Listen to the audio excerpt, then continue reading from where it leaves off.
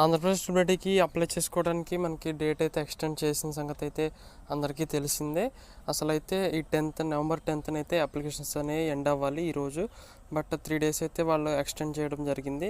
13th వరకు అయితే extend చేశారు, నవంబర్ 13th వరకు. ఎవరైతే లేట్గా అప్లై చేస్తారో వాళ్ళకి 1000 రూపీస్ ఫైన్ అయితే వేస్తారు కదా, అది కూడా 1 day అయితే ఎక్స్టెండ్ చేశారు. 15th అయితే 16th చేశారు, 16th నవంబర్.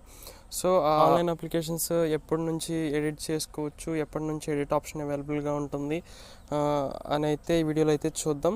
ఫస్ట్ చాలామంది వీడియో చేయడానికి కారణం ఏంటంటే, చాలామంది కామెంట్స్ చేస్తున్నారు, అన్న ఎడిట్ ఆప్షన్ ఎప్పుడు అవైలబుల్గా ఉంటుంది, ఎలా ఎడిట్ చేయాలి ఏంటని చాలామంది అయితే అడుగుతున్నారు కామెంట్స్లో. వాళ్ళందరికీ ఈ వీడియోలో అయితే ఆన్సర్ దొరుకుతుంది అనుకుంటున్నాను. సో చూద్దాం ఇప్పుడు.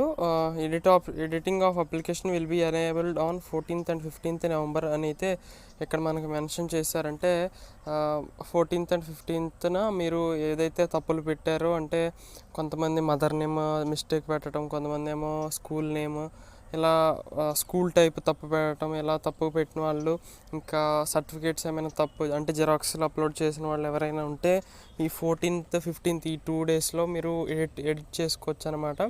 సో ఇది మీకు బెస్ట్ ఆప్షన్. అంటే ఒకవేళ ఎడిట్ ఆప్షన్ లేకపోతే మీరు మళ్ళీ అప్లై చేయాల్సి వచ్చేది, మనీ వేస్ట్ అయిపోయాయి.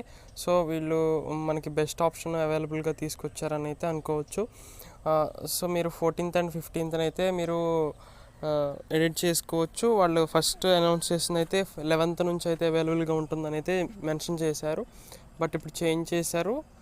సో ఈ వీడియోలో అయితే ఇంతే. ఏమైనా డౌట్స్ ఉంటే కామెంట్ చేయండి. Thank you.